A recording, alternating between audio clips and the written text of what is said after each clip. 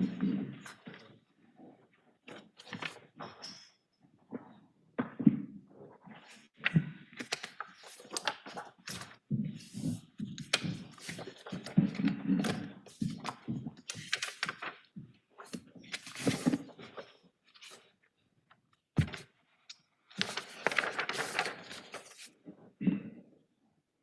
we have everybody back. We have a quorum now. Let's call the Johnston City Council meeting number 22-10 to order. Cindy, roll call, please. Councilmember Cope. Here. Evans. Here. Martin. Here. Reddy. Here. Burkhart. Here. I'd like to welcome everyone that is in the audience with us this evening. If you are here for an item that is on the agenda, we would ask for you to wait for that item to come up and address the council at that time. If you're here for an item that is not on the agenda, there will be an opportunity under public communications to address the council. Next item on the agenda is the Pledge of Allegiance. I don't know that David Wilderding has not led us in the pledge before.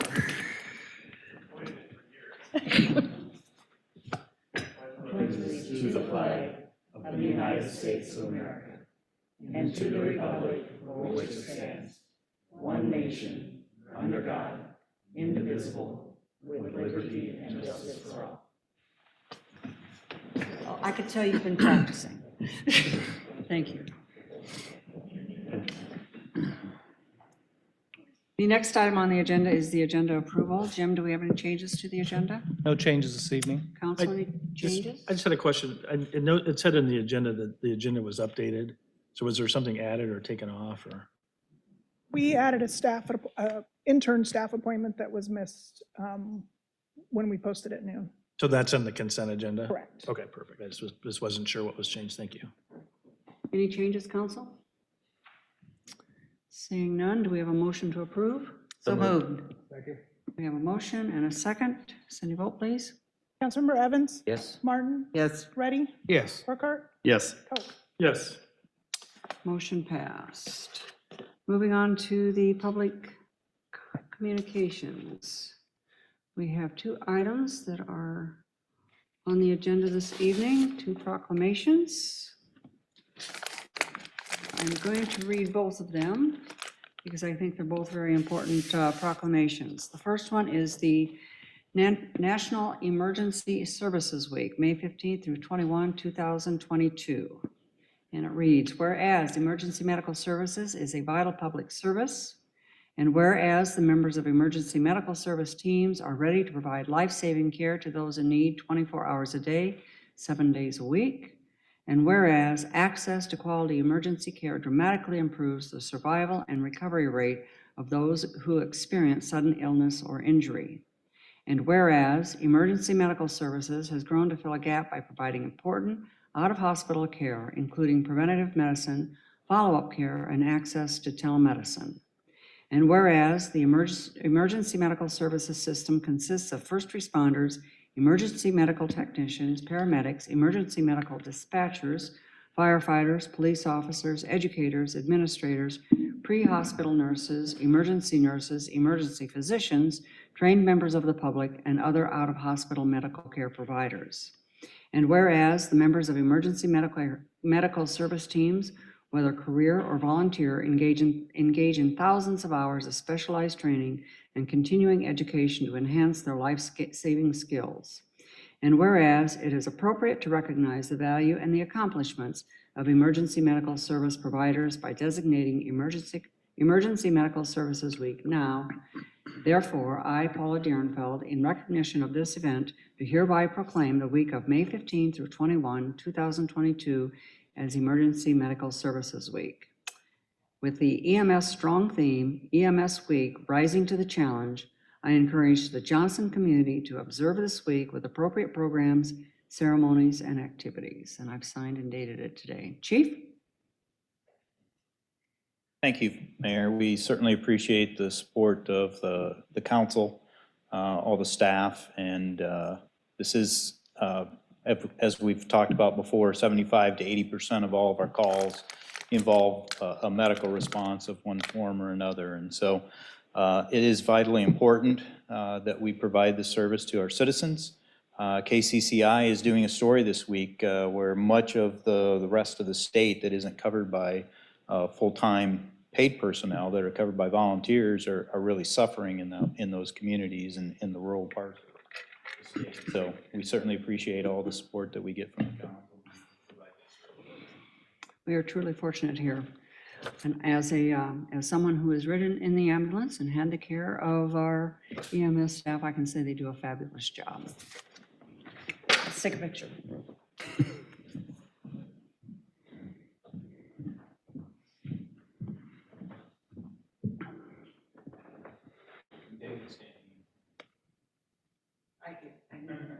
We trust him. We know he can do it. He can lead us in the pledge. Wow.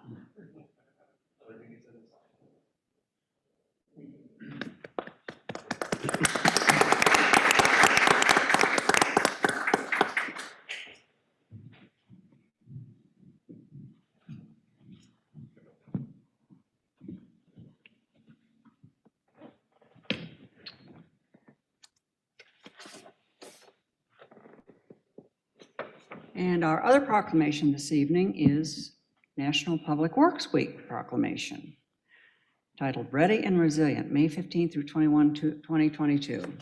Whereas public work professionals focus on infrastructure, facilities, emergency management, and services that are of vital importance to sustainable and resilient communities and the public health, high quality of life, and well-being of the people of Johnston.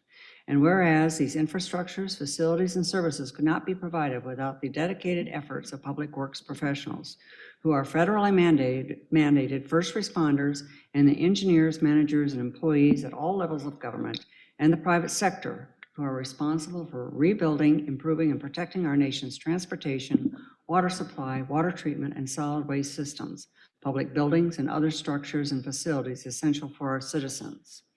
And whereas it is in the public interest for the citizens, civic leaders, and children in Johnston to gain knowledge and maintain ongoing interest and understanding of the importance of public works, first responders, and public works programs in their respective communities.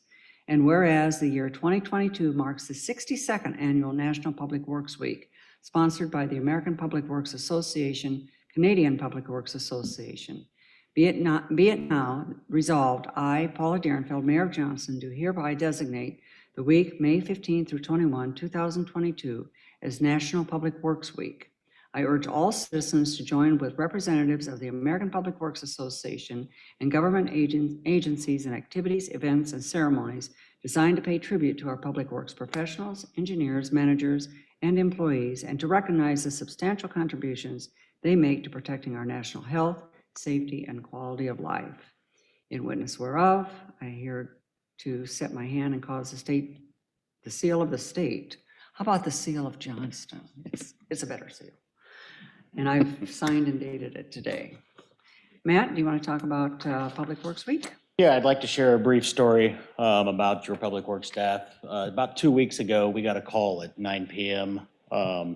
And we had 3 staff members respond to this call. It was that our Orchard Meadows lift station had a power failure. Those that responded were Shane Kinsey, Tim Schumacher, and Grant Selby of the Water and Sewer Department. They had lost power at the station and the backup generator wouldn't kick in, so they were up there trying to figure out what was going on. Those gentlemen probably worked till about midnight, got a workaround, got the generator up and running, and got the sewage flowing, which is a good thing. And then once we had got that taken, pumped down, we had went back to the office and they had noticed that the levels were coming back up again. So 2 of those folks, Tim and as well as Grant, stayed till about 6:45 that morning, all night, to make sure that we didn't back sewage up into those folks' home up there in Orchard Meadows. So that's the type of staff that you guys support, and we appreciate your support as well. Thank you. I think our public works employees are probably some of the unsung heroes that we have in our community. I mean, as you've just pointed out, I mean, we don't know how important they are until, you know, the sewer doesn't flow, the water doesn't come out of the shower head, and, you know, all, you know, the potholes aren't filled, even if they're at the end of our driveway. All of the other things that your staff does. So thank you so much for what you do and what they all do. Thank you. Let's take a picture. Also, Matt, I would like to thank your staff that I have had your staff come to my house several times to fix my, what is that called at the back end? Grinder pump? Grinder pump. If it does not work, sewage all flows back into the house. But thank you very much. Appreciate what you guys do. Suresh, the previous Public Works Director couldn't say the word grinder pump without including some other four-letter word. He was not a fan of grinder pumps. Yeah.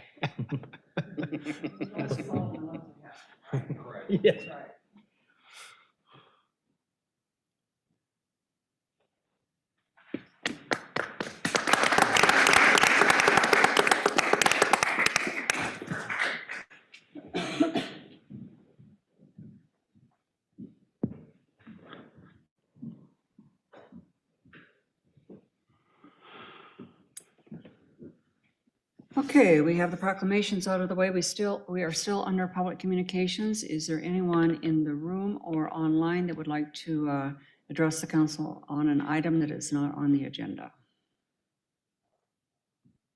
I don't see any in the room. Cindy, anybody online? Okay, we'll move on to public hearings then. We have one public hearing this evening, and that is to conduct a public hearing to amend the budget for the year ending June 30, 2022, and consider approval of resolution number 22-132. And we'll open this public hearing at 7:15. Teresa? Good evening, Mayor and Council.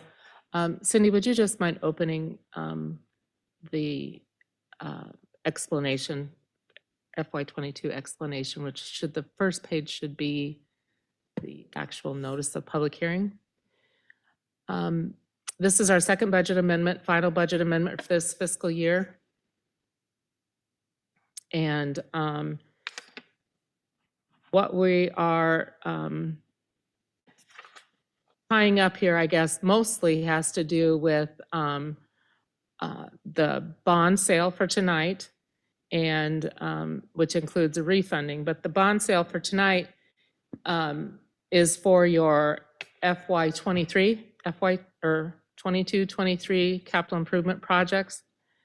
But we're closing on it now before the end of this fiscal year, even though you've had one project come to you, I think, beforehand. Again, each project doesn't come to you until that time, but we know that John was starting his Lou Clarkson improvements, and he's got Johnston Commons coming, and some of his Dewey Park improvements, and other projects. And the refunding is a current callable refunding for June. So those two things were all tied together, and Matt's still here. He's going to talk with you on non-consent items regarding our bid results from today.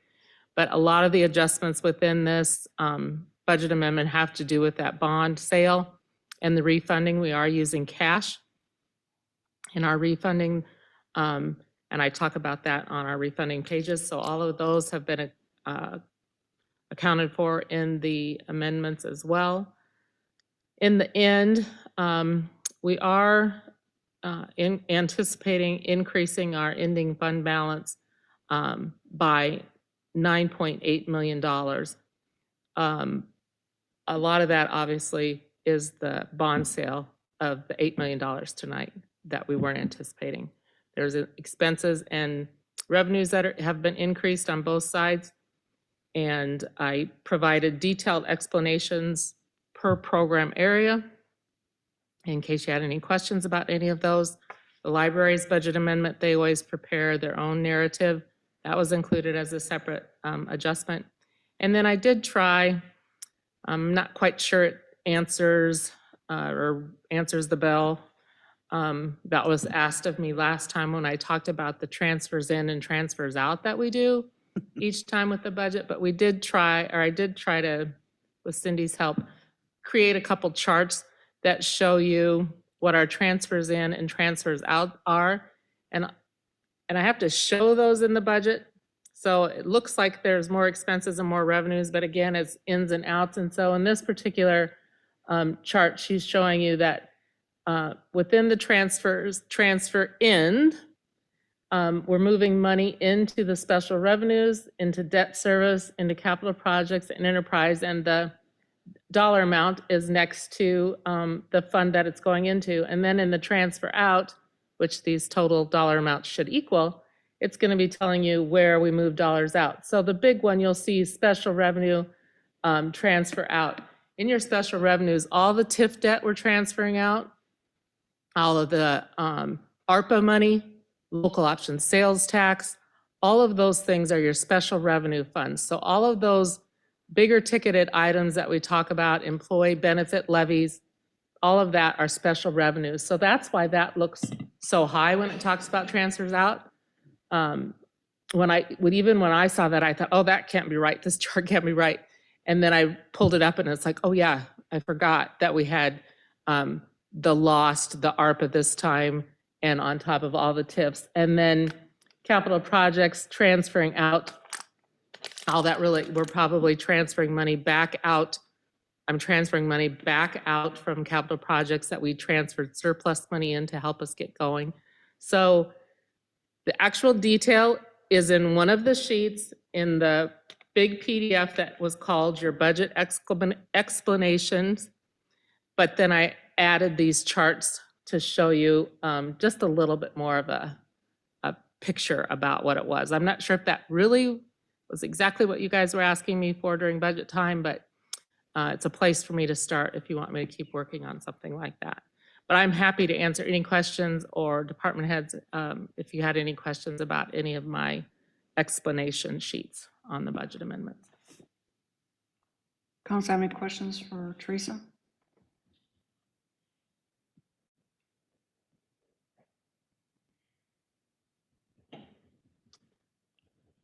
If not, is there anyone in the audience that would like to address the council on this item?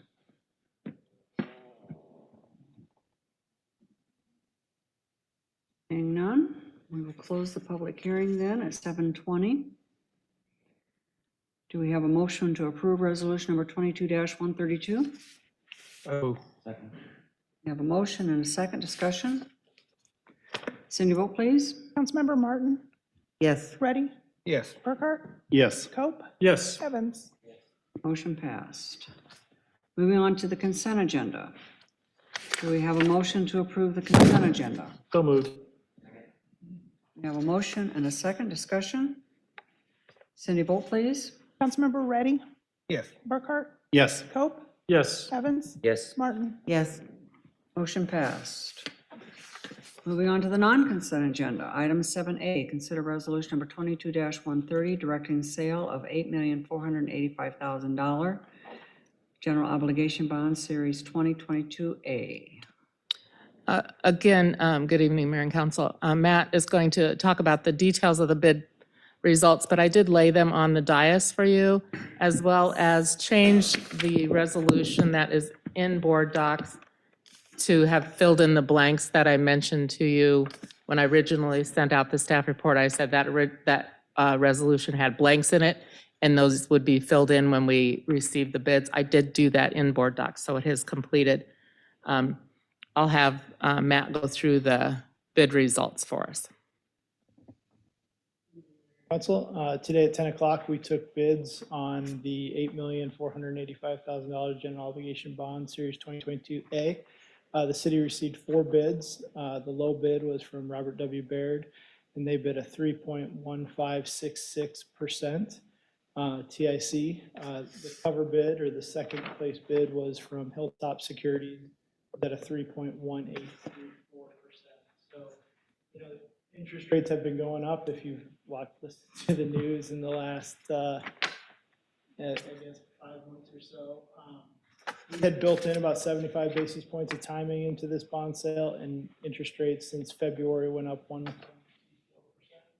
So part of the reason we're doing this earlier than we normally do it, which it usually falls in fiscal 23, so Teresa doesn't have to do the budget amendment. We tried to get to market as quickly as possible, but we had to kind of thin the needle because we had to do it after June 1st, which is when you make your big bond payment. So the closing date is June 22nd. We lock in the pricing today. You'll receive the money June 22nd, which is in this fiscal year. So rates are going up. 4 bids, even though it's not probably as many as the city has normally received. We've had some bonds that have received 1. So I was happy with 4. You know, the other thing we look at is how close they are together. And they were, you know, within 0.1% of one another, top to bottom. And so we were happy, and we would, you know, PFM's going to recommend awarding to them. There was a refunding component. You know, usually we target 3% savings on the refunding. This refunding only realized 1.3% savings, which is still $60,000 of savings after the cost of issuance. But the bigger thing is the city is going to use about $2.4 million of cash from the water fund, the sewer fund, and the in TIF number 5 to pay off debt. And if you remember, one of the things we're very conscious of is geodebt capacity. So by paying this off, you're borrowing at, you know, the debt you were paying off is 3% to 4% coupons. You're not making more than 1% on that cash in the bank right now. And if you can still borrow at 2% through the SRF, you know, I think it's the best thing we can do with that cash at the moment. Buy down the geodebt capacity, flip, you know, still borrow in the utility funds if we need to.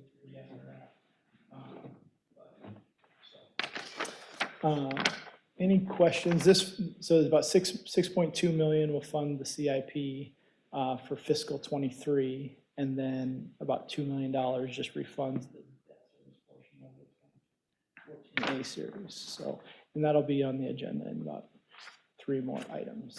So, any questions we have for me? Any questions for Matt? Matt, I have just a naive question. How often does SRF rates change? Yeah, it's a good question. They haven't changed since 2012 currently, but I was talking to them yesterday because I'm getting ready to structure $300 million for the WRA and $200 million for Central Iowa Regional Water, and they just put in the intended use plan that rates are subject to change. There's a lag in their funding.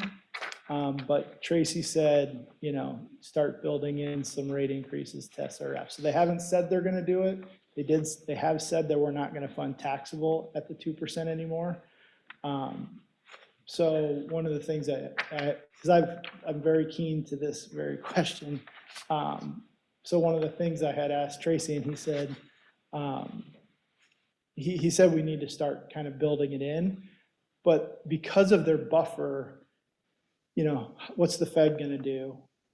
You know, is the Fed raising rates going to send the economy the other direction, going to send inflation the other direction? So if it's relatively short cycle, they could probably wait it out if the economy starts coming back the other direction. But if inflation keeps going up and the Fed keeps raising rates, eventually they'll have to respond. So, so I would say we're probably good for another year.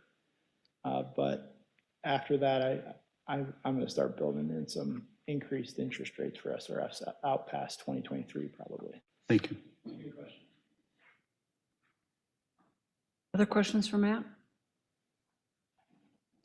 All right, so I would just like to make a formal recommendation that the city awards $8,485,000 general obligation bond series 2020.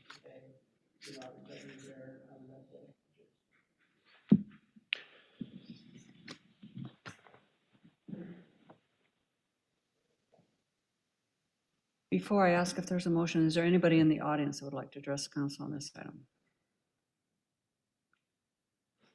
Seeing none, do we have a motion to approve resolution number 22-130? Move approval. We have a motion and a second discussion. Cindy, vote please. Councilmember Burkhart, Yes. Cope, Yes. Evans, Yes. Martin, Yes. Ready. Yes. Motion passed. Item 7B, consider approval of a second reading of ordinance number 1075, an ordinance amending the Johnston revised ordinances of 2007, chapter 65, to modify the locations of stop intersections. Clayton, No changes since first reading. Happy to take questions if there are any. any questions for Clayton? Would waiving the third reading be appropriate at tonight's meeting, given? Considering we've received no public comment, staff would support that. Okay, thanks. Any other questions for Clayton? If not, do we have anybody in the audience who would like to address council on this item? Seeing none, do we have a motion to approve second reading of ordinance number 1075? I move. Second? A motion and a second. Discussion?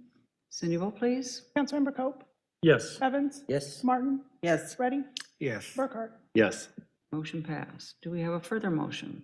I'd like to make a motion to waive third reading of ordinance 1075 and adopt and publish. Second? A motion and a second. Discussion?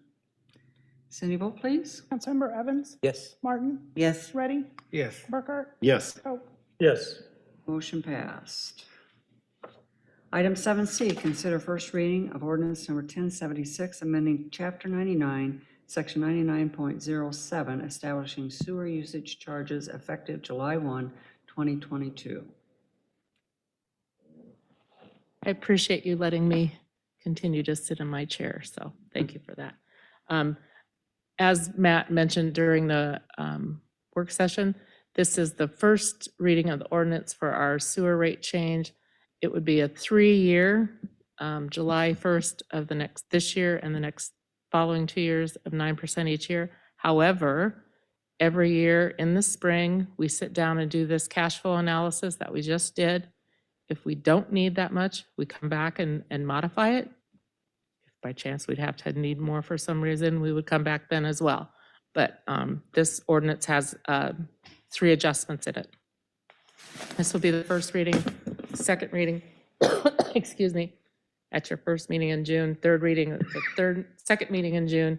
So it will be passed and adopted and goes into effect with your readings after July 1st.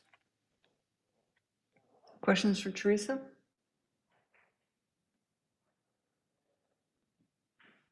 Is there anybody in the audience that would like to address the council on this item? Seeing none, do we have a motion to approve first reading of ordinance number 1076? So moved. Second? I have a motion and a second. Discussion? Cindy, vote please. Councilmember Martin, Yes. Ready, Yes. Burkhart, Yes. Cope, Yes. Evans. Yes. Motion passed. Item 7D, consider resolution number 22-131, authorizing the redemption of outstanding general obligation capital loan notes, Series 2014A of the City of Johnston, State of Iowa, dated August 14, 2014, and directing notice to be given. Mayor, Council, so this action is just required to pay off the 2014A series, and so as part of the refunding today, we're going to pay the 2014A off in full. The amounts from each fund that are listed to help pay that off, and then we borrowed whatever is left that was paid for out of the debt service levy. So, and then your paying agent trustee will send all the bondholders the 2014 notice tomorrow, and that gives them 30 days notice from the time you pay it off on June 22nd. Any questions for me? Questions for Matt? We would have, if it wouldn't have been a positive economic savings, we would have not recommended this item today. But since you do save $60,000, you free up geodebt capacity, we're still recommending you do it. Every little bit helps. Is there anyone in the audience that would like to address the council on this item? Seeing none, do we have a motion to approve resolution number 22-131? So moved. Second. We have a motion and a second. Discussion? Matt, I think one thing that would be helpful, I know we talked about this, you don't need to, but we've talked about the geodebt capacity and kind of where we are. And since this is a move that kind of helps us a little bit with that, it might be helpful to have an updated chart to show where we are in projections for geodebt capacity. So that might be something that between you and Teresa, you might be able to circulate to the council. Great, thanks. If I get my button pushed in here. That is in, oh, Cindy, I didn't get to follow up on my one email today. Were you able to? On the CIP library, were you able to do that today? Okay. It is in the CIP, what our limit is, our value, and it's on that one page in the CIP. But I've also asked Cindy to put a whole new separate bullet, so you don't have to go into the budget book to pull up the CIP, so you can find it in the library. But we weren't able to connect today to make sure that happened, so. Yeah, I guess what I was looking for was with this lowering the. Oh, in $2 this million, one, I see what you're with this saying. action we're taking tonight. I see, okay, Sort of to reflect kind of where that's all I was looking okay, for. so. all right. We have a motion and a second. Any further discussion? Cindy, vote please. Councilmember Martin, Yes. Ready, Yes. Burkhart, Yes. Cope, Yes, Evans. Yes.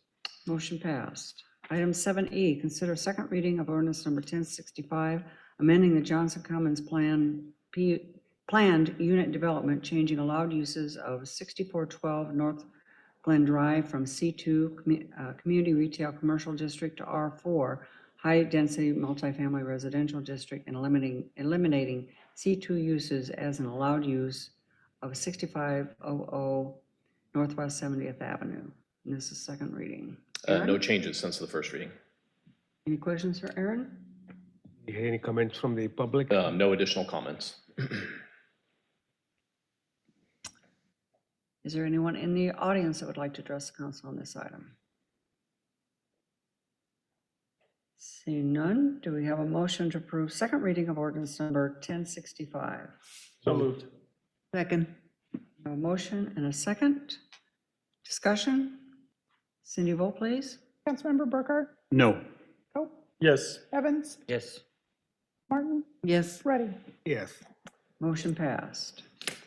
Item 7F, consider resolution number 22-138, a resolution approving the site plan for Dental Studios of Iowa Building Addition, located at 5495 Northwest 100th Street, BZ case 22-14. Clayton? Good evening. Dental Studios of Iowa LLC has submitted a site plan for a 2,007 square foot addition to their existing facility on Northwest 100th Street. Property is on our comprehensive plan as business employment, which the proposed use is consistent with the comprehensive plan. Zoning to the property is part of the West Park Planned Unit Development, and all bulk requirements of the district are met. There are several smaller trees which are proposed to be removed on the site, but they are not of protected tree size. Those trees will be replaced with new landscaping on the site. No buffers are required between adjoining land uses.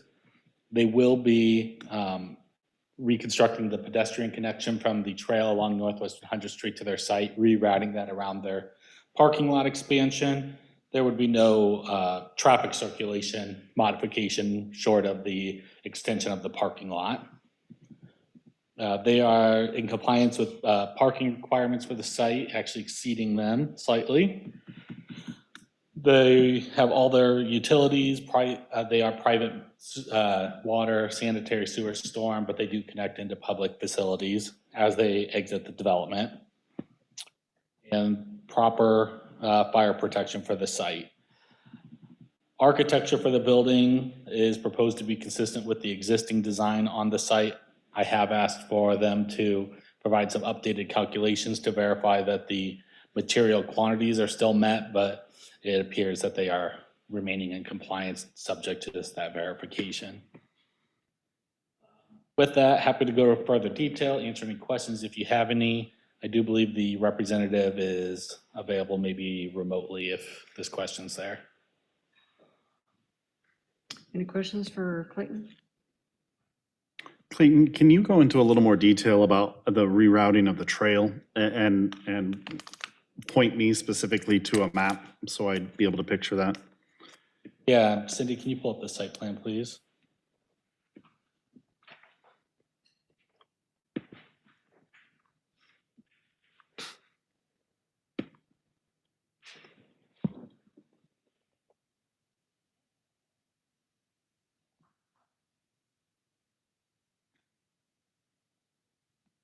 Oh, that sheet right here shows the removals on the site, so the hashed out dark lines are removals that she's covering over. Then if you go to the next sheet, the darker gray is the new paving, and they're showing that that pedestrian connection is going to be shifted to the north. and connect into that trail along Northwest 100th Street. No modifications to the trail along Northwest 100th Street are proposed. Do you think the company would be willing to perhaps change the location of the connecting sidewalk? I remember when this came up to the city council originally, and the comments that I was making was, you've got a trail there along 100th Street, and somebody might want to actually walk to the dentist or to the dental facility. They needed a sidewalk, and we did end up getting the sidewalk as shown in the demo. But it seems to me that's a very long route to get to the front door. Is it not possible? Do you see where the front door is on the building? And then in front of it, it has that crosshatched area for the handicap parking? Yeah. Could there not be a receiving piece of sidewalk that connects to the trail directly out that door to the west? I've looked at the grades, and there is some slope in there, but it doesn't seem, it seems like they could maybe make it work. And then you wouldn't have to put in several hundred, 100 feet of sidewalk, which should be a savings.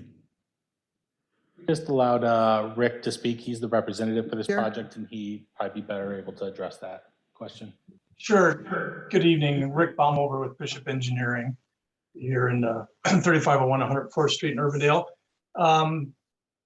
There's a couple difficulties putting that trail in where you're talking straight out the west door. One of the difficulties would be is we would potentially lose a parking space because we would need to paint out a stall to provide access without having to go between cars. So we'd need probably take out a parking stall in the parking to have a striped out area. Also, the area immediately west of the parking lot now is kind of a low-lying drainage area, a swale, if you will, to bring the water around from the northern portion of the site along to the south side of the site. So we would, if we pave the sidewalk connection through there, we would either have to keep it low so water could drain across it, which is probably not ideal, or come up with some way to provide a culvert or a means for water to get underneath the sidewalk.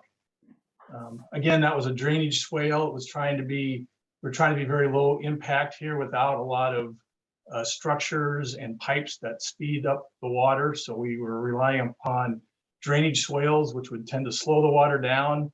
So that was one of the ideas of the original design, to not have any culverts or much piping with this site plan. I'd have to look at the grades to see if that could work. And then also present that to the doctors to see how they feel about that change in the parking lot.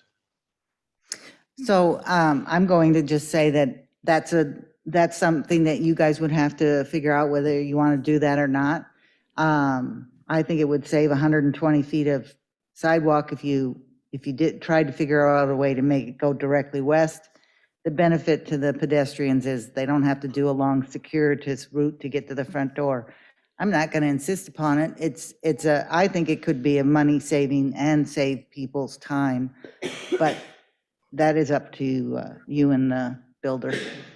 Yeah, I think that a couple of concerns I would have about that is, one, I think from a city standpoint, I'm not really comfortable with us sort of directing or promoting a traffic path that's right through a middle of a parking lot, which then could potentially open us up to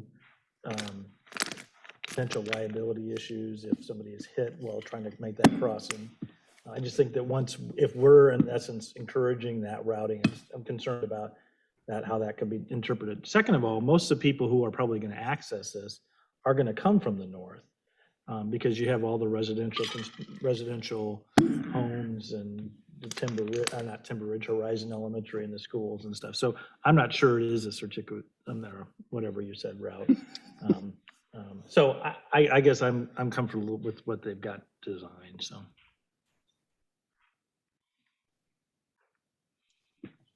Clayton, can I ask another question? And it's more of a generality, but I do see on one of the plans a drawing or proposed for the trash area.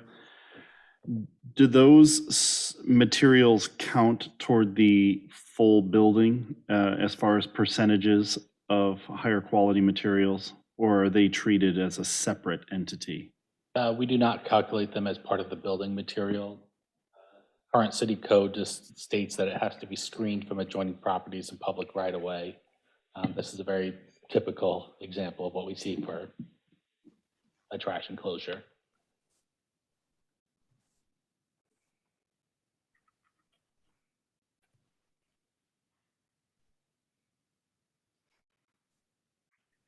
Any other questions for Clayton?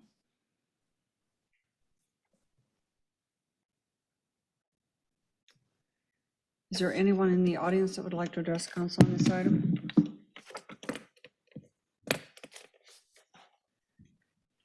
Seeing none, do we have a motion to approve resolution number 22-138? So moved. Second. We have a motion and a second discussion. Cindy, vote please. Councilmember Evans? Yes. Martin? Yes. Ready? Yes. Burkhart? Yes. Coe? Yes. Motion passed. Item 7G, consider resolution number 22-134, authorizing memorandum of understanding with Douglas A. Carlson Development, Inc.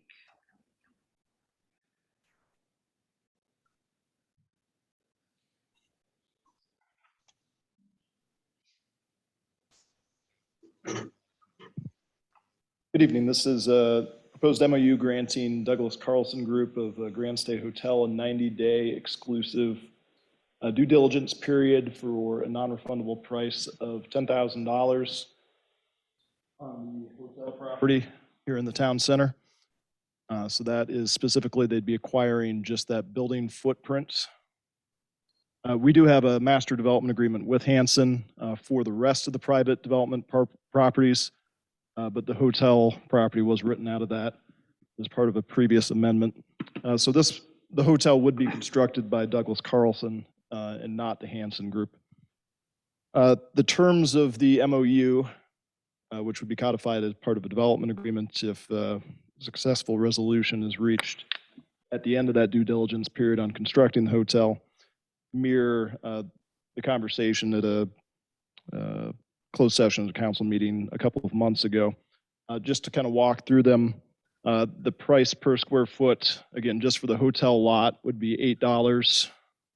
And that adds up to about $208,000.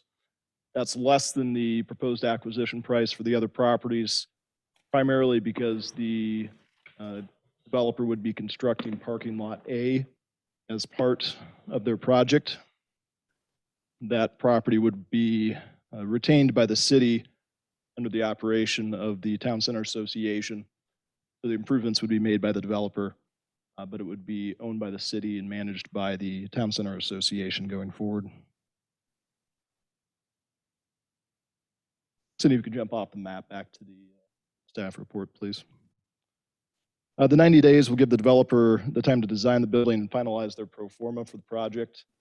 The exterior design of the building is going to be probably the most important part for us, particularly since we're dealing with a different construction firm and a different design and architect firm than the rest of the town center, potentially at least. So that will be something that would be worked through the Economic Development Committee in the coming 90 days with some feedback on that exterior. We do have in the MOU that they'll try to align it with some of the other architectural features in the town center, such as the wood that's predominant in the city hall, the future trellis, and the two commercial buildings that are going up here presently. So we will get our opportunity to provide some feedback on that, and they will, of course, have to meet the design guidelines of the town center. Again, if everything works out at the end of that 90-day period or in advance, the development agreement will be codified in the development agreement form, coming back again in front of City Council before closing on the property.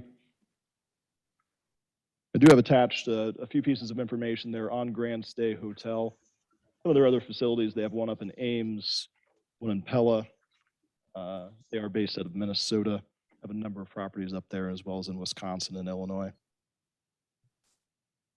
The amenities package that's intended for the 75-room hotel in the town center is also listed in the staff report. That would include an interior pool, a small bar area for after-hour drinks, as well as breakfast, hot breakfast served, business conference room, a lot of the other typical kind of amenities you'd see out there.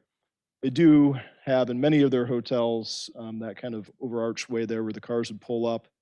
They would likely have one of those that may extend into that Town Center Association parking lot to the north end. So there could be a slight modification to that hotel lot. You kind of see the bump out shown there on the site plan. That's not currently part of that lot. So there'd either be an easement on that or a slight amendment to that hotel lot further to the south to account for that. Just a couple other notes. Hanson has had contact with the Grand Stay Group. They are excited to see a hotel come to the town center. They believe it would be supporting a number of the other commercial projects that they have going on. And personally, I think it would be nice to be able to wrap up construction on the south side of the town center so that is going forward, all that construction is located on the north side as we have farmers market and other activities. We can focus that on kind of the south side and away from the construction forward.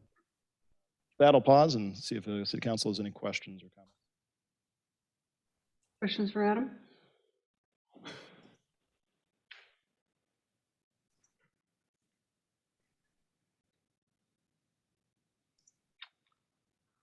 I don't see any, Adam. Just a wow him. Is there is there anyone in the audience who would like to comment on this item? Seeing none, do we have a motion to approve resolution number 22-134? So moved. Second. A motion and a second. Discussion? Cindy, vote please. Councilmember Reddy, Yes. Burkhart, Yes. Cope, Yes. Evans, Yes. Martin. Yes. Motion passed. Item 7I, consider resolution number 22-139, approving the site plans for a 2,500 square foot warehouse and office building at 5128 Northwest Beaver Drive. Subject property is located directly east of the Beaverdale Little League property, north of Beaver Creek and west of Beaver Drive. Mayor, we Aaron. skipped item H. Well, let's do I while I'm on it. All right. Aaron, are you here for I? That's fine. Okay. And she pulled up the right vicinity map, so here we go. The concrete company is located east of the Beaverdale Little League property and north of Beaver Creek. The property is accessed from a private drive and can't be seen from Northwest Beaver Drive. It's shown there in purple on the overhead.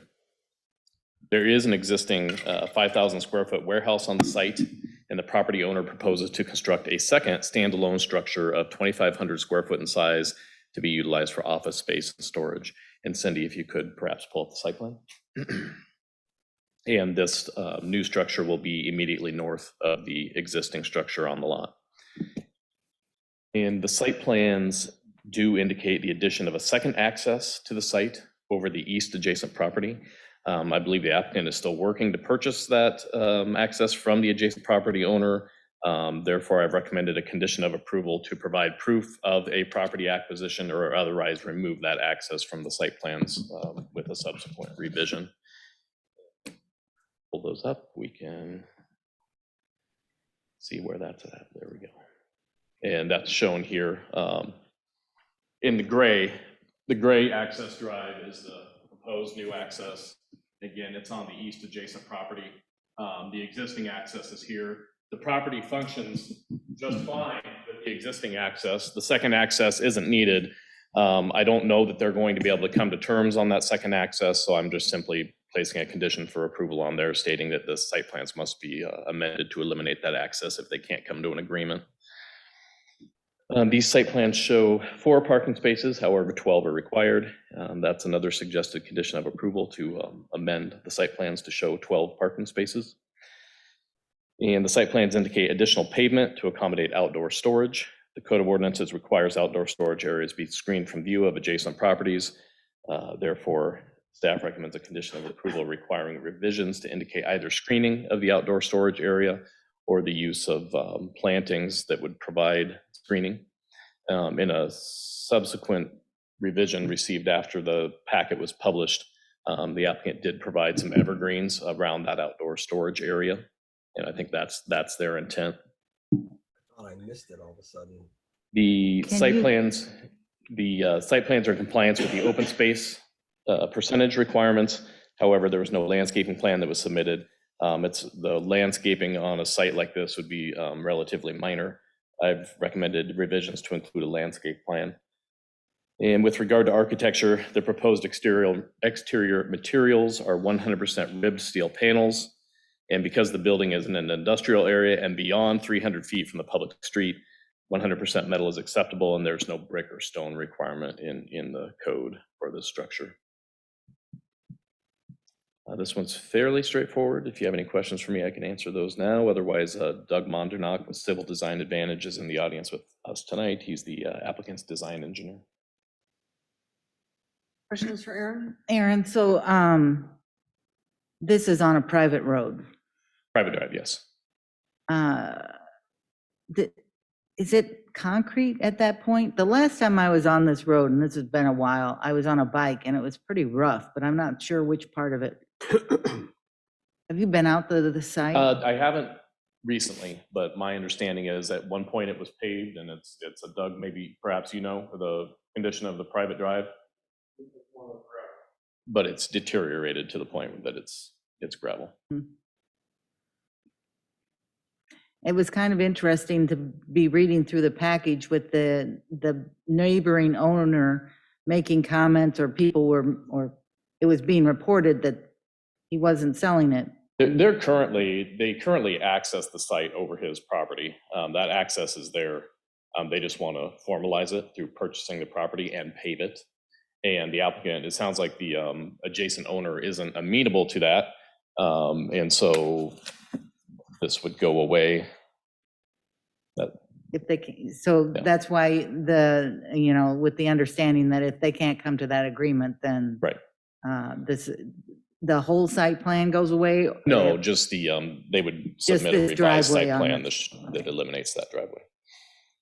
Thank you. So Aaron, I'm looking at page 2 of I think it's the site plan.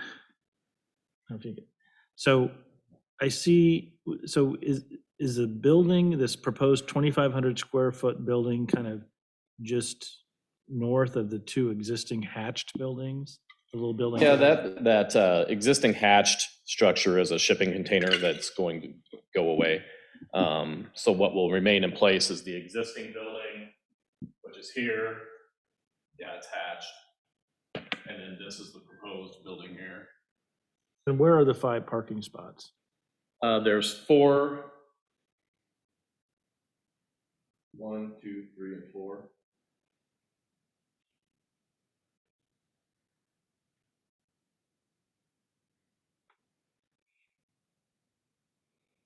There's actually a substantial amount of pavement on the site, and I don't think they're going to have trouble locating additional spaces. They just need to. And then I see this outdoor storage. So is that fenced outdoor storage?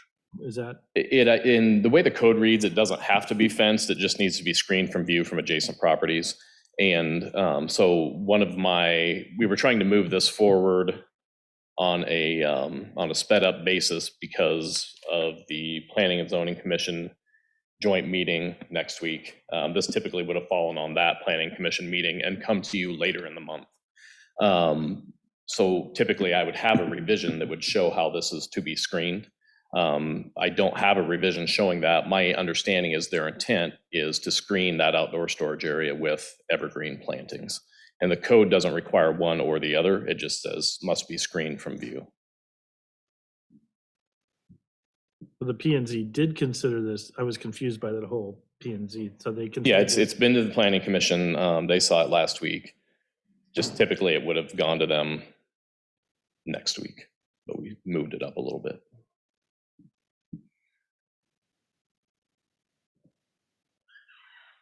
Other questions for Aaron?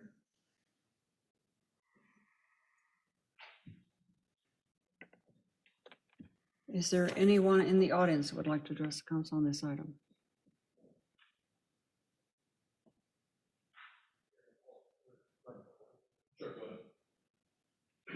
Good evening, Doug Mandernack, Civil Design Advantage, 4121 Northwest Urbandale Drive in Urbandale. We have not been able to work out terms with the neighbor or two on that property. There is existing access through there now. It's been that way when this owner purchased that property. So he was going to, like Aaron said, formalize that, purchase the property and pave it. So it'll stay gravel at this time, and we'll remove that from the site plan. We are showing a 15 pine trees around the north and the west side of the paving and the building for screening on that. There are two different types of pine trees. And I think, yeah, one other time there was comments about sprinkling these buildings, and they are 22 foot apart. So they're meet past the 20-foot separation. Got any other questions? Well, I guess, This landscape plan is one that we haven't seen. Correct. yeah, that's what I'm kind of confused by. Typically, when we have somebody's planting trees, there's a landscape plan as part of the. And I received one after the packet was published. There's some evergreen plantings that are going to function as screenings around the outdoor storage area. But what I don't have is, I didn't see that on there. What I didn't have at the time was a table telling me the size and type of species and things of that nature, so I wasn't able to verify that it met all the requirements. But on a site of this size, the landscape requirement is fairly minor. That is going to be listed on, let me find it in my. Aaron, Cindy is zooming in on the site plan there. Is it possible for us to see? Yeah, there's some existing plantings on the site that they could potentially utilize toward meeting the requirement. On a site of this size, the landscaping requirement would be 9 trees and 13 shrubs. And if we look at an aerial, there's at least 13 shrubs planted in front of that building today that they can apply toward the requirement. They're just not shown on the site plans. And then in terms of trees, they've met that with the installation of the evergreens that they propose to install around the outdoor storage area. But then there's also some additional trees that are currently on the site along that western border that could also apply toward the requirement. I just don't know the species of those trees or the size. Aaron, could you move the site plan over a little bit so we could have a better view of it? Oh, there we go. You can see that, then have better eyes than I do. I mean, I you see a can lot see of the trees. I see a lot of circles. Yeah. I mean, like I mean, it's not a significant, but it's just sort of hard when you're sort of used to, when you get a site plan, there's sort of, and usually, I mean, we talk, there'll be a review. So it's just, this seems to be a little incomplete. Sure. Not enough for me to oppose it, or ask for a delay in it. I felt like if it was a larger site, it might be more important to come back and maybe delay this. But again, because we were trying to keep items off the next agenda for the joint meeting, I moved it ahead a little faster than I typically would. Typically, I'd have those revisions. Aaron, is there any condition that storage container has to be removed currently? Place that as a condition on there.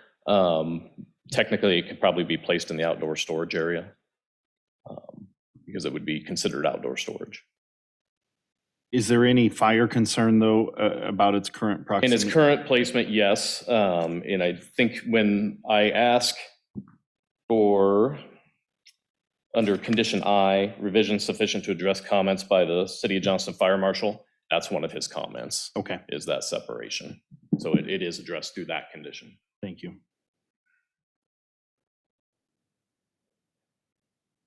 Other questions for Aaron or the applicant? Can I ask one more clarifying question?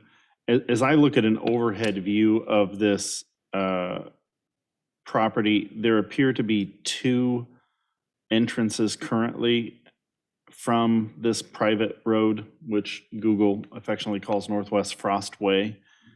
Are both of those entries going to remain? Our intent is, yes, that they will remain. The property line is actually on the west side of the eastern drive there. Okay, so the eastern drive is not part of this parcel? Correct. Okay.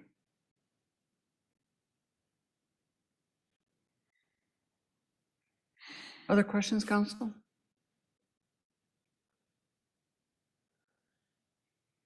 Is there anyone else in the audience that would like to address the council on this item?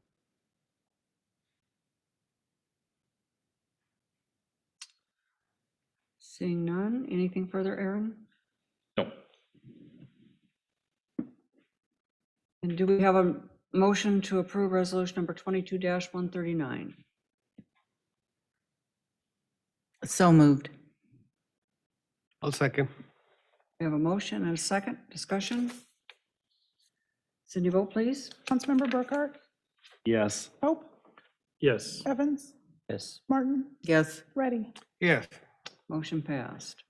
Backing up to 7H, consider resolution number 22-133, approving the site plans for Johnson Crossing Phase 2. The subject property is located at 5509 Northwest Johnston Drive. Aaron. The site plans for a 50-unit age and income restricted apartment building north of Northwest Johnston Drive and immediately west of the Trestle to Trestle Trail, known as Johnston Crossing Phase 1, was approved by the Johnston City Council in April of last year. And the same company, Woda Cooper, has now submitted site plans for a Phase 2 to be located immediately west of the first site. And this phase will again be 50 units, and it will also be age and income restricted. And the site will share the existing access constructed for Phase 1, but will be accessed through an easement over the first lot. With regard to parking, multifamily dwellings are required to have 2 parking spaces per unit and 1 additional space for each 10 dwelling units to accommodate visitor parking. The total number of spaces required in this instance would be 105 parking spaces. However, the City Council has established a precedent for reducing the parking requirement for senior housing projects. In fact, a waiver was granted to reduce the parking requirement for Phase 1. And the applicant is again seeking a waiver for Phase 2 and is requesting the parking requirement be 1 space per unit in lieu of 2, in addition to 1 space per 10 units for visitor parking. And that would make the parking requirement 55 spaces, and the site plans are in compliance with 56 if you are amenable to granting that waiver. There is currently no sidewalk along Northwest Johnston Drive. However, a 10-foot trail is planned for the north side of the street. A development agreement was executed with Phase 1 that mandated the developer construct a 10-foot wide public trail from the existing interurban trail to a point approximately halfway to Merle Road, with the city to construct the remainder of the trail to the Merle Road intersection. Looking at buffering, there is a 20-foot buffer requirement between the subject property and the residential properties to the north. The west adjacent property is zoned for commercial development, and the applicant is required to construct half of a 50-foot buffer along the west property line, and also to construct 1/2 of a 60-foot buffer along the south property line. Because this property shares the same zoning designation as Phase 1, there would be no buffer requirement to the east. And the site plans are in compliance with both our buffer and open space landscaping requirements. There are 2 sizable spruce trees located near the northwest corner of the site that the north adjacent property owner would like to preserve. And the applicant has determined that only the westernmost tree is able to be preserved. Due to grading constraints, that second spruce is not able to be saved. And those spruce trees are shown on the overhead there in the northwest corner of the site. Stormwater runoff from the site is accommodated by underground detention, and the site plans show that detention area under the parking lot at the front of the site. The applicant will be responsible for parkland dedication requirement equivalent to 0.4 acres. Woda Cooper dedicated a 0.56 acre parcel of land to be developed as a public dog park by the city. That was with Phase 1. And this dedication was greater than what was required with Phase 1. And for this reason, staff is recommending that overage be applied toward partial satisfaction of the requirement for Phase 2. The required contribution after applying the previous credit is $6,825, which would be paid prior to issuance of a building permit. And finally, with regard to architecture, the code of requirements for multifamily buildings state building design shall utilize a variety of textures, color, window and door details, and exhibit a gable or hip style roof.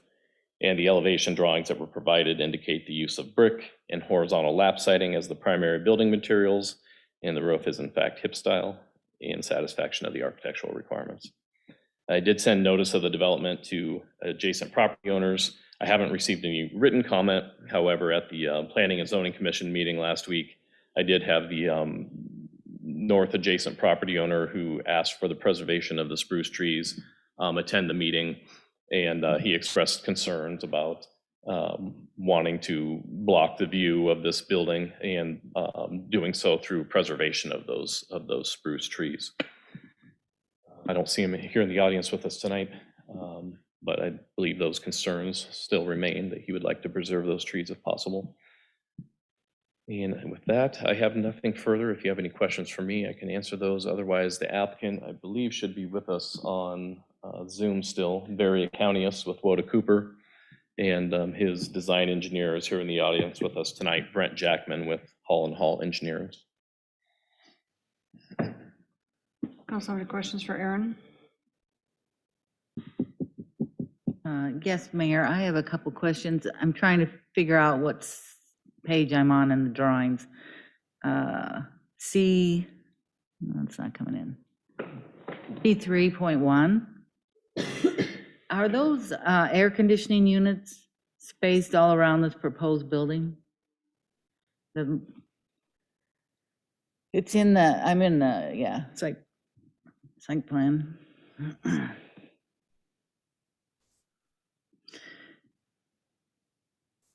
Because the first building, I don't see those air conditioning units, but then we have something all around the building. I just want to make sure it's not just a bunch of air conditioning units. It's taking a while. It's a big fat file. 16 meg.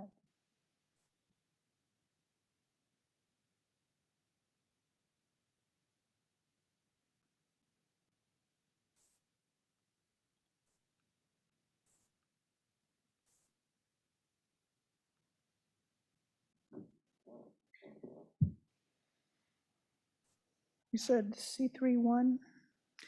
3.1. So in the upper left, if you can zoom in on that, and I see it here, it's on the other plans too. They have to be air conditioning units. Do we have anything that asks that air conditioning units be screened if they're going to be visible from the passing road? Yeah, we require that they be screened from view, typically with the use of landscaping. Okay. I would note that if you go to the landscape plan, they're all screened. Are they? Okay, thank you. And then also on the, if you stay right there, you can see that's the existing tree, that the one tree they said they are gonna save. But I do see contour lines. It looks to me like they're grading under the canopy of that pine tree. Is that correct? There is grading occurring there, but I would actually defer to the project engineer, and he's on his way up here.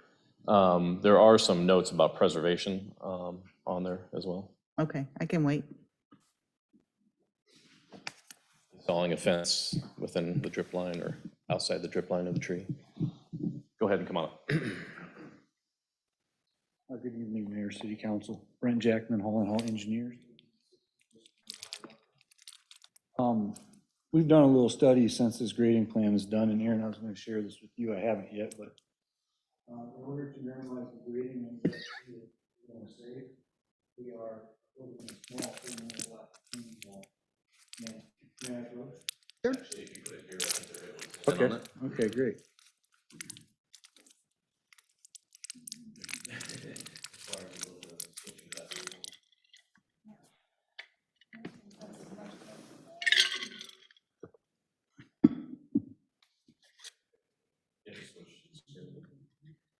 Oh, you just are not seeing the, sorry. There you go. This, Too many screens. this tree here is the one that we're proposing to save. And we have a segmental block retaining wall here. We just did an analysis on that. So there would be very little grading under the tree canopy itself. We did do a study on the second tree, and I think the developer that's online will talk about that one. Is extremely costly to do.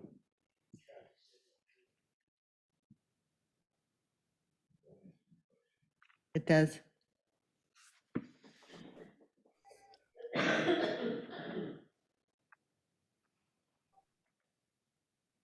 Other questions for Aaron? So Aaron, so right now they're planning for 55 parking spaces in the parking lot to the south of this building, correct? Yes. So basically that really, I don't know how they assign that to the units, but you basically are sort of saying one car per unit. Right, and due to the fact that it's age-restricted housing, and that's. I get, yeah, but yeah. but I would say that if the age restriction was 75 years old, or I could see maybe, okay, there's only one car in the household. But I can see, I mean, typically the age restriction is 50 or 55 years old. I'm going to defer to Barry. Barry, are you still with us? I am. And did you hear the question posed by Councilman Cope? I did.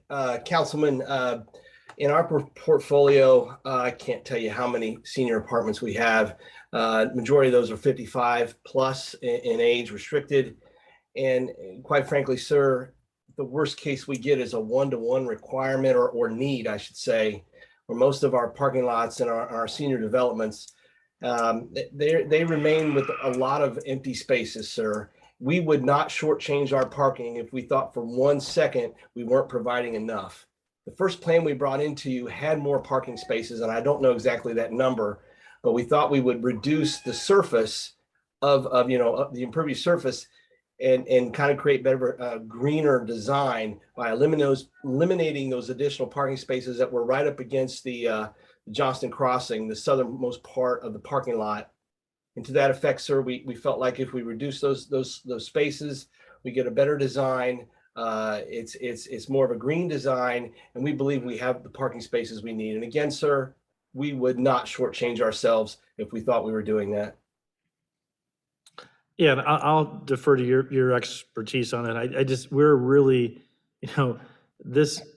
we're squeezing a lot into this lot. I mean, you've got 50 units going on 1.84 acres, so that calculates out to about, I think, 27 units an acre.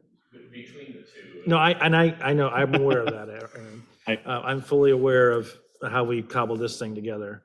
And I'm not opposed to it. I'm not opposing it. I just think it's appropriate to acknowledge, I mean, in essence, to put in this, we have 27 units an acre.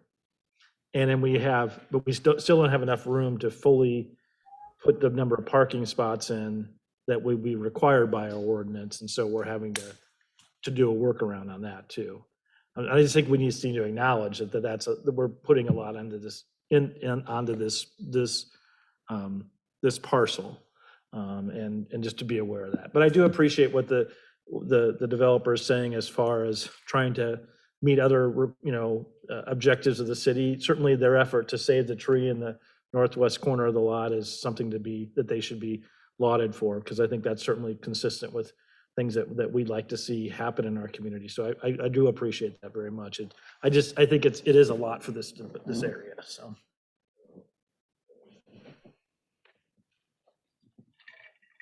Other questions for Aaron or the applicant? Aaron, I have a question for you, and it really is based more generally on your experience in developments overall. The plans themselves reveal 3 designated handicap parking locations. Based on the age restriction that's in place, do you feel like they need more dedicated handicap parking spaces to be able to accommodate that age group? We've got a table that we use in the Code of Ordinances, and it isn't specific to age-restricted housing. It's really just, it really just speaks to the number of parking spaces required, how many of those by code should be handicapped accessible parking stalls. It doesn't really specifically address age-restricted housing. So I guess I can't answer that question. But again, this might be one that we could fall back on Barry for again. And Barry, in your experience with this type of housing, is there a need for additional handicap parking stalls? Well, I think the question is absolutely valid, especially with this population. In similar circumstances, property management, which will be WODA management and real estate, we've dedicated extra spaces if we needed them. If we had a person or a household that needed the space, had the handicap stickers and so forth, we try to make accommodations the best we can there. And we do that here as well.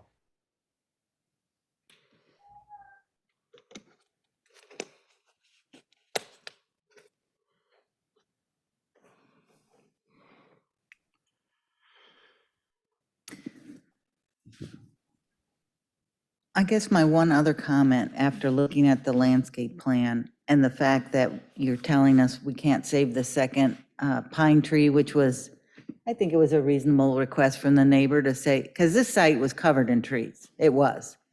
And we're saving one tree. And I feel kind of sad about that, actually. But I'm not going to fight the battle to get the second evergreen tree with the retaining wall, because I haven't looked at it. Who knows what it looks like? It could be a stick with a couple branches off of it. But in looking at the proposed landscape planting, I've noticed that almost all the evergreen trees are not across the north side, but they're on the west side and they're on the south side.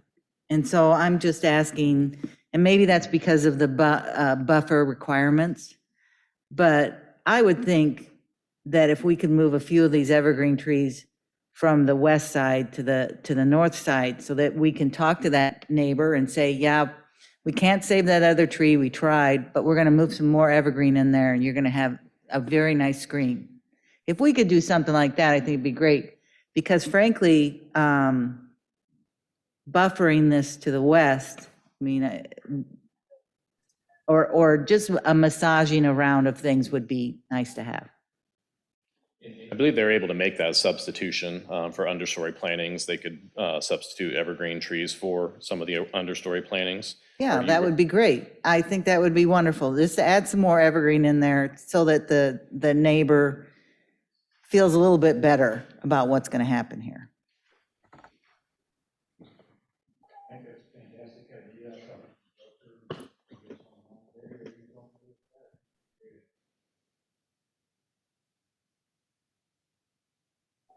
I'm not sure he could hear you.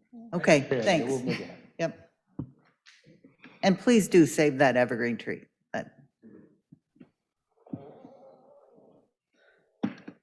Just one quick question, and we have a lot of residents in our community that are aging and they're looking for alternative places to live once they sell their single family house and want to stay in the community, so they're looking for what options. You clarified that it was for 55 and above. What is the income restriction on it? The income restriction is kind of tiered. I'm sorry, Aaron, if you were going to say something. No, I was actually going to ask if you heard, so please go ahead. Yes, sir. It's tiered. We have some units in at maybe at 40, a few at 60, and then some as much as 80. And then I think we have some market rate units here as well. So 40-60% of the poverty level, or what is the 40-60? Area median income, ma'am. Okay. I apologize. And then, but there are some that are also market rate? Yes, I believe we have 3 or 4 market rate units here as well. Okay, good to know, because when I get into conversation with residents, I like to be able to explain what we have available. So that's good. Thank you. And Barry, is that the same approach taken under the building to the east as well? Yes, sir. And if I may, I can tell you that I don't think we put a leasing banner up anywhere, and I don't even believe we're advertising yet on social media or any of that extent. Our phone is ringing. Folks are driving by. They're trying to figure out who we are, and we need to get a better job at getting the word out. But there is absolute interest in the property. Our market study said it would be as well. It's a great community, and we're real excited to finally get some units completed over there, hopefully in October of this year. Yeah, I'm not surprised to hear that. I hear that all the time about the need for senior housing in our community. So you're addressing that. Thank you. Any other questions?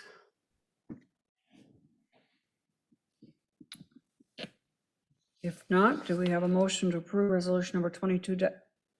Just make sure I'm on the right one. 22-133. So moved. Second. Have a motion and a second discussion. I'd like to speak on this. I will not be voting in favor of this, and this is consistent with my previous decisions. I don't like any part of how this went down. I don't like, as Councilman Cope referenced, how we kind of had to pull different properties together to try to fall under our current restrictions of high-density residences. And so for those reasons, I'm going to continue my opposition to this development. I do, however, appreciate low-income housing, and especially for seniors within our community. And so I want that to go on record. However, there are appropriate and ways that we could have addressed this. I also, to some great extent, get a little frustrated that we're treating everything as this one big property anyway, including the fact that we're surrendering, so to speak, some parkland area or parkland value. We all can benefit from as much parkland as possible. But I do want you to know that that's the reason why I'm not in support of it. I also want to go on record as saying that as we're playing math games with parking stalls and everything else, I want to remind everybody that we don't have adequate public transportation in that part of Johnston. And certainly I don't want to be leaving these folks in some sort of transportation desert so that they don't have means to be able to get to shopping and other types of resources that they need. I think it's something that we're going to have to continue to address as a council. I would just add, I think Councilman Burkhart makes a lot of really good points. I am going to vote in support of this, but I do have a lot of the same concerns. I mean, I think, for instance, the use of the MOC zoning designation when there's absolutely no mixed use component to this, or the adjoining unit, is troubling. And that allows you then to get to the higher, significantly higher density levels than when it'd be allowed under R4. And so I'm troubled by that. I'm troubled by the waiving of the lowering of the parking requirements, but the developer feels comfortable with that. I mean, I think that Councilman Burkhart makes a great point about the lack of public transit. I know that there's been other developers who've looked at this project, this land, for other and for similar uses in previous years, and there was opposition because of that lack of public transit. And so now evidently that's not as big a concern now. So I will vote in support of it, but I do think the concerns you've identified make a lot of sense.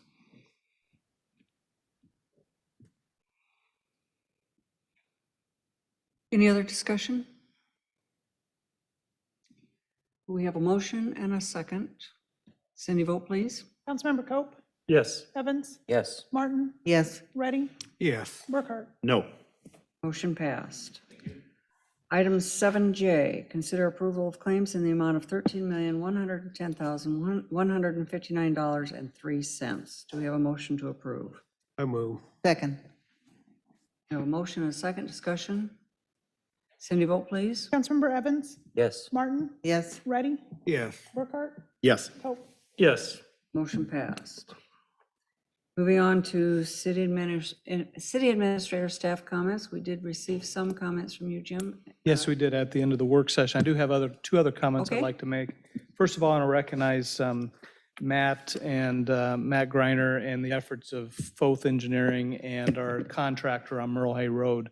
As you all are aware, we were planning on having the road shut down for the majority of the weekend, and they got in there and got the job done and actually had the road open more than 24 hours sooner than we thought it was going to be. And so I know Matt knew the importance of getting that done, and certainly Foth and the contractor performed. So I appreciate the efforts there. So, and then the other thing, I can't believe I didn't mention this earlier, but the kites on the green, it's hard to believe that happened within the last 2 weeks. There's been so many things going on, but I did want to recognize, again, a very quality event, had a beautiful day for kite flying, and certainly a lot of effort from our staff as well as the volunteer committee of citizens in our community to put on a very, very good project for the entire community. So I just want to recognize that as well. That's all I have. That's it? Anything else from staff? Councilwoman Martin? Well, I'm going to start off with, thank you, Chief, for the Cherry Jolly Ranchers. Good job. A few of you guys have gotten an email from me about trying to put together, having department heads and the city council members and the mayor do paintings, and perhaps we can do this as an auction for the Art Council. We've had a discussion today with the Art Council, and this is something we still want to do, but it won't be in the format of Green Days and the outdoor wood decorated art walk plaques. So you're still going to be on the hook. I'm still going to be coming back to you asking for your artistic skills, or else maybe you can again get someone to pitch in under your name. I think it would be a good thing for a fundraiser for the Art Council. More details will come later. You're not off the hook. So we can have a ghost artist. Yes, yes. We're talking about having ghost artists or sponsor under your name. Absolutely. I think that can't remember what else it was, but that's it. Thank you. Councilman Burkhart. I'll try to be brief. I echo all of the thanks to the city staff for putting on wonderful events. Mayor, you've done an outstanding job of building community in the last couple of weeks, and I know you do it every day. But it's fun to be able to take part, and the weather certainly helped in that regard too. I also. Suresh took credit for the weather. Oh, that's true. He did. The bike ride, Suresh took credit for the weather. I do want to point out, though, to Teresa, thank you again for thinking of the newbie here, even and just kind of pointing out some things as we talk about sewer and water rates. And I also want to thank you for taking our suggestion seriously about trying to break out that transfer in and out to make sure that we try to make sense of it, not only for ourselves, but for those nosy folks who may want to ask. It's their money, so I appreciate it. I also just want to congratulate you on the AA+ rating that continues. You're doing outstanding work. You're thinking ahead, and it's obviously saving us money and certainly positioning us economically in a wonderful place. So I appreciate it very, very much. Councilman Cope. So I last week had a chance to participate in the Des Moines Partnerships DC trip, and was really an outstanding experience. Had a chance to really network with a lot of our peers from other cities across the metro. There were a lot of members of city councils, city managers, other folks who operate regional entities, and business leaders as well on the trip.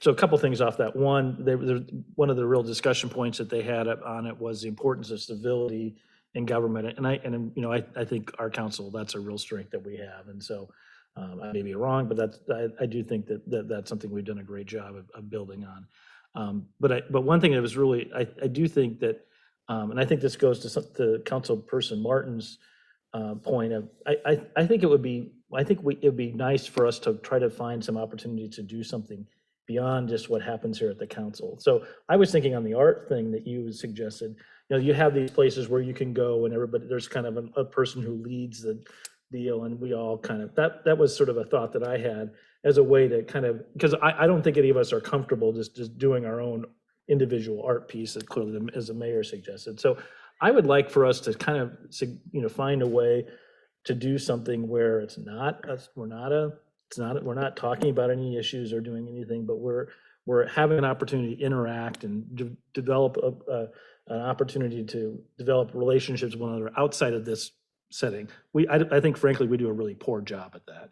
I think much worse than most other communities do, and I think there's value in that. So I'd like to just throw that out and kind of as a follow-up to Councilperson Martin's art suggestions. So anyway, those are my comments. Councilman Reddy. Just like to thank, there's a lot of community events that we happened this past few weeks. Great to see people around coming by and enjoying after these 2 years of blocked in pandemic events. So it was great, and I appreciate all of the staff efforts to make this happen. Really wonderful guides, Easter Sunday, and all those things we did. It was really good. One other thing I'd like to point out is a kudos to the police department. Last week, I was in the highway parking lot, and I just saw an incident that some person reversed the car and hit the parked car. And that person looked at it and just drew away. Nothing, she didn't care.